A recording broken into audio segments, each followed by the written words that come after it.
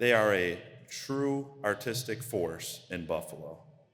James Moffitt, better known as Yames, is a Buffalo native and co-founder of Pineapple Company, an artist collective and gallery slash gift shop located in the vibrant Allentown neighborhood.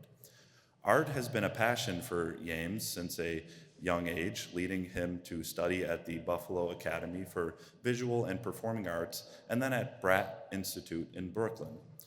Yames has grown into a multiple disciplinary, graphic artist specializing in gold leaf, hand painted signs, typography, illustrations, murals, and more. His work can be seen on businesses throughout Buffalo, including Hydraulic Hearth, Sato Ramen, Larkin Square, Detailer's Barbershop, and National Grid's Terminal Station B. In 2020, Yames completed two impactful murals projects with the Buffalo Art Museum's Public Art Initiative. The first mural, titled Practice, located in Buffalo's Cobblestone District, reflects his personal growth as an artist and individual. The second mural, Love Black, is a powerful collaboration with Idred's Wajed, created in response to the murder of George Floyd.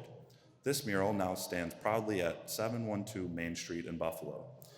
Following that, in 2021, Yames was selected to participate in Lowe's 100th anniversary mural campaign at their Webster, New York store. This year, he received 2 grants to further his practice of gold leaf glass signs. One from the Andy Warhol Foundation through the Buffalo Institute for Contemporary Art, and another from the New York State Council of the Arts through Art Services Incorporated. These grants have enabled him to host workshops and grow his personal art practice. In October 2024, Yames will be showcasing his latest series of gold leaf glass signs at the O Plus Festival in Kingston, New York, as part of its annual Arts and Health Festival. So, without further ado, please help me welcome Yames. Got it. Thank you. Thanks to Kaylee and Buffalo Architecture Foundation for having me. So here's an example of, just right off the bat, some of my personal work against some reproductions. And I thought I'd start off by getting into a little bit of the history of gold leaf. So gilding was developed by the Egyptians. You guys know Tutankhamun, and so they would have surface gilding on their burial face masks and in the tombs. Then, the Buffalo Gold Dome is a very obvious example in our community. Here's some slides of a great video that shows the process. If you want, I'll tell you all about it, but just YouTube British gold leaf. It's from their Pate series, if anyone's familiar with the newsreels. This is an example from Rawson and Evans. They were a predominant gold leaf glass sign fabricator in New York and Chicago. And this background here is a process called glue chipping, which I'll get into in a later slide. This is my first workshop ever in 2015, where I learned how to do surface gilding with this guy here, Greg Hager. He's a master craftsman based out of Boston, Massachusetts area, and his work is predominantly with emergency vehicles. So then I was invited the following year to take a workshop with Greg and this gentleman, Dave Smith, where I learned how to do gold leaf glass gilding. And so the difference between surface gilding and gold leaf on glass is that on glass, you can get this mirror effect. Here is a part of the process where we create texture on the glass using hydrofluoric acid and mica flakes. And so this is the process here. You can see Dave in all his safety gear because the hydrofluoric acid will eat through anything biological material. You leave that on for maybe 30 seconds to a minute, and then wash it off with water, and it neutralizes the acid. And this here is like a vinyl mask. So the next step in the process is you apply the gold leaf, and then once it's dry, you burnish it to make a nice smooth surface. And so you can see here, it's quite literally just in like chunks from out of a book. It comes in like, 3 and 3/8 inch squares. There's 25 leaves to a book. And yeah, quite literally, it'll just dry. You'll have these flaky bits, and just very gently we'll like get all the excess off and burnish it.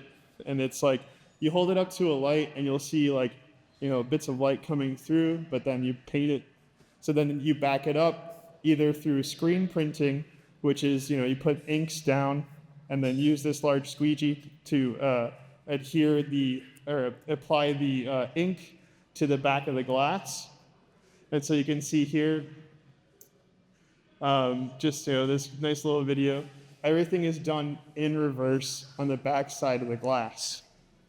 Once that's dry, you then remove the excess so that you reveal the artwork and have this kind of finished step in the process. This is quite a laborious task to create these like elaborate gold leaf glass signs. So after that, you can start backing up the piece with paint and start getting into it. When we're working, we like to use these wood frames and then have them in stands so that you're able to flip the glass and see through the front and work from the back, especially when you're doing elaborate blends and things of that nature. So once you kind of get through and start painting it, you can see how everything comes together.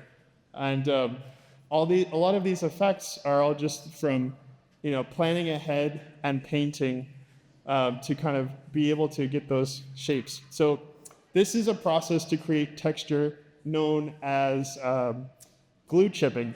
Here in this video, you'll see this is rabbit hide glue that has been applied onto the glass and has a vinyl mask to protect other areas.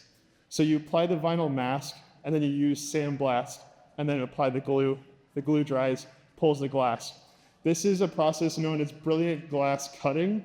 You draw on the glass so you know where you're going, and then using a stone wheel that turns on a lathe, you could then carve shapes into the glass. This is a panel I did in 2019. So this is the setup here with the various stone wheels on the lathe. Here's a little video of me and my mentor's studio in the UK, creating this little, what's known as a punty.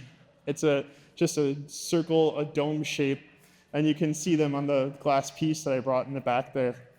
So this is Dave with one of his very elaborate masterpieces. This is something he created for Ludlow and Blunt, a barber shop located in Brooklyn, New York. This piece took him 7 years to create. And so here he is in his studio with a counterweight system working on this. The piece of glass was like easily 5 feet tall, 3 feet wide. So he had to have this counterweight system to engrave all these like punties. And so these are called like edge cuts, and it's just very elaborate. So his process is everything is drawn by hand, every little detail, every little coin, and then translated to a digital file where he lays it all out. So these are like edge cuts here. And so taking this knowledge and using these grants, I had my first surface gilding workshop of my own in my studio this past March. It was really awesome to be able to pass this craft along, and over half the students were allowed to come at no cost because of these grants. And so here are some examples of my personal work, trying to merge my background in graphic design and illustration. And then this piece here is a reproduction of the Simon Pure beer label that I made for the art auction at the Buffalo History Museum this past May. So Thank you so much, and you can find me in the back if you want to learn more. Thanks.